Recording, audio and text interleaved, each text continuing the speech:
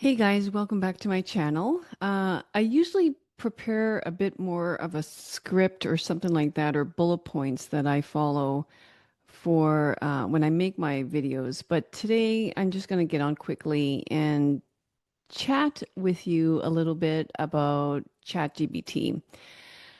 I don't know about you, but when I first started using ChatGPT, I was like, wow, this is the best thing next to sliced bread. Like I was fascinated with it in terms of the efficiency, the speed, what it was capable of doing.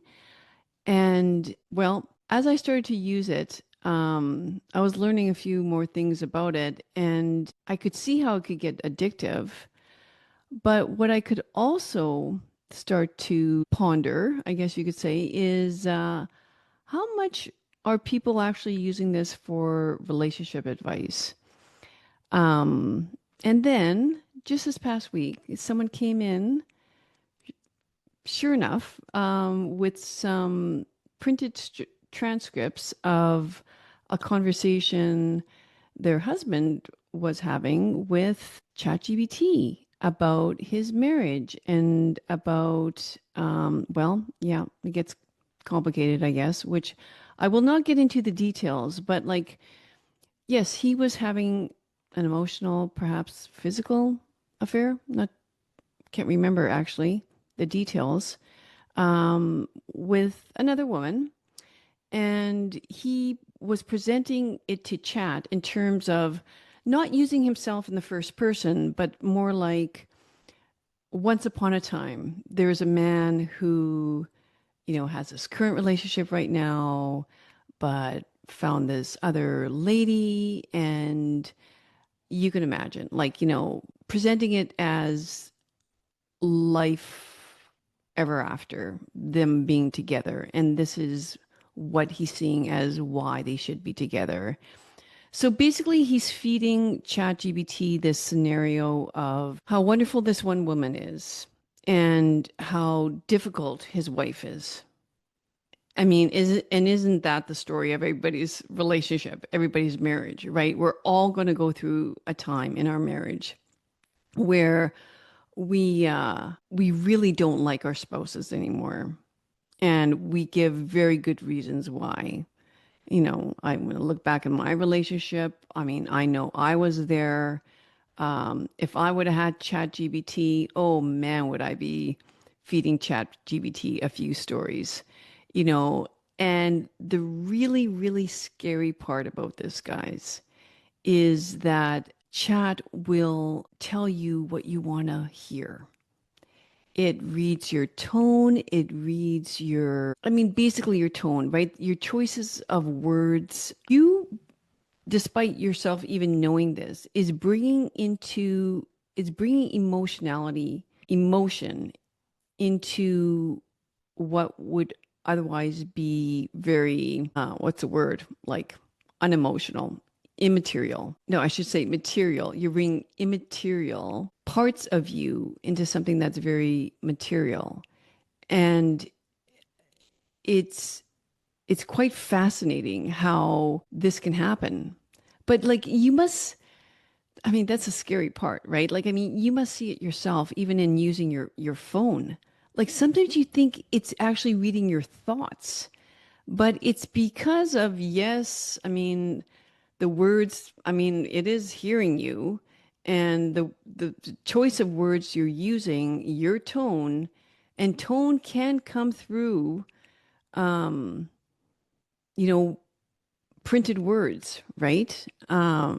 Otherwise, how would novels move us the way that they do? I mean, you don't need to hear a person's voice, although, yeah, chat also has that capability. You can record your voice into ChatGPT without even needing to print. So, my point is, chat knows if you want to continue to use chat, like chat's thinking, I want you to continue to use me. I want your money for the subscription, if you are paying for a subscription, or even if you're using it free, Chat wants you to continue using it. Chat wants you to be addicted to it. Chat is going to give you whatever you want to hear. And I mean, I know if I've typed in things like chat and it's sort of like it has complimented me. And I'm like, this is weird. Um, and like you also have to see like it's always engaging, right? Like it always answers all your questions with another question. It wants you to keep on using it. And it can become very, very addictive. But But like with your relationships, guys, you cannot rely on ChatGPT to give you the answers you need to hear. And if you've listened to some of my videos, you know that like I tend to like see myself as someone who is going to tell my clients the truth and not what they want to hear, because I don't believe in just validating their feelings, although that's a very big part of therapy. Consolation, compassion, empathy, all of that is very important. But I'm also not going to tell them what they want to hear if it's not what they need to hear. So that's a huge caution, guys.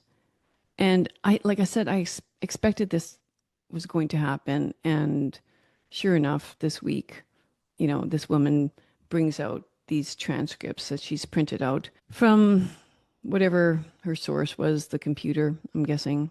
She came across them.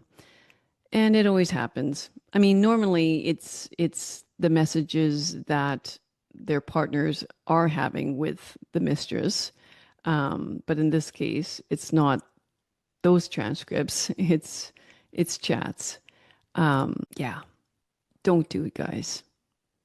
The only, let me think here. I'm trying to think of a time where, I mean, like in terms of science, in terms of, like I say, research, it can help answer your questions. But if you're going to use, yeah, okay. I'm just going to go down a rabbit hole I don't want to go down. But like, even in my own writing, at first it sounded like so exciting to be using this, but do not have it write anything for you, because people know you guys. People have known you all your life, your friends, your family, your colleagues.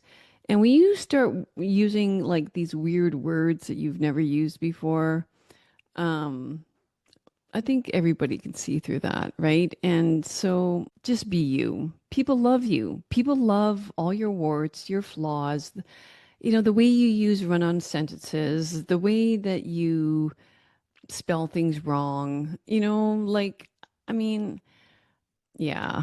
And they want more of you.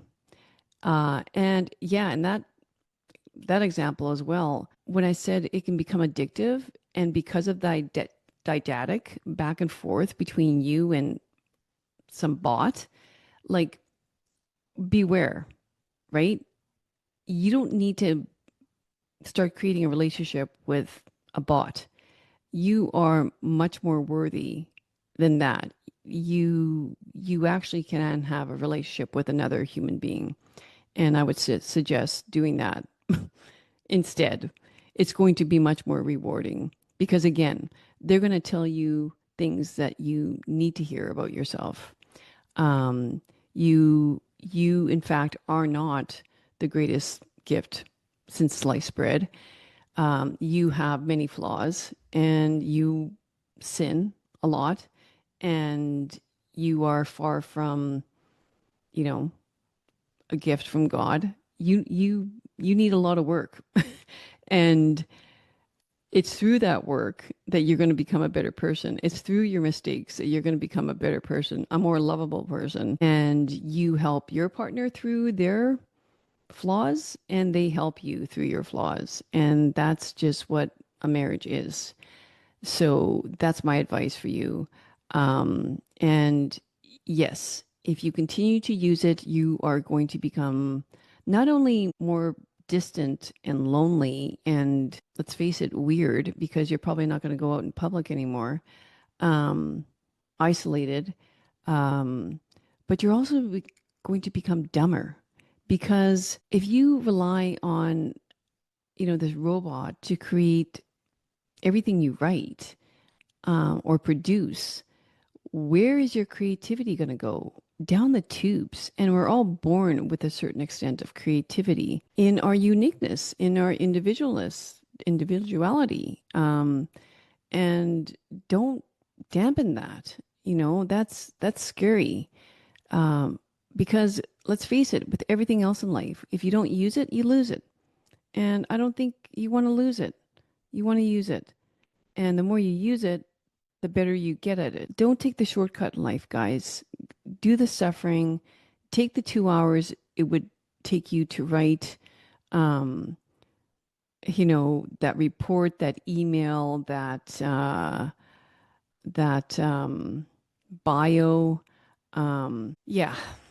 So anyway, in the name of efficiency, great research, coding, whatever you do, much of it I don't. Um, it's fantastic. Use it for that, what it's meant to be used. And if you see yourself becoming addicted to it, that means you're using it too much, and break up that relationship before it breaks up your relationship. Hope that helps. Okay, have a good week.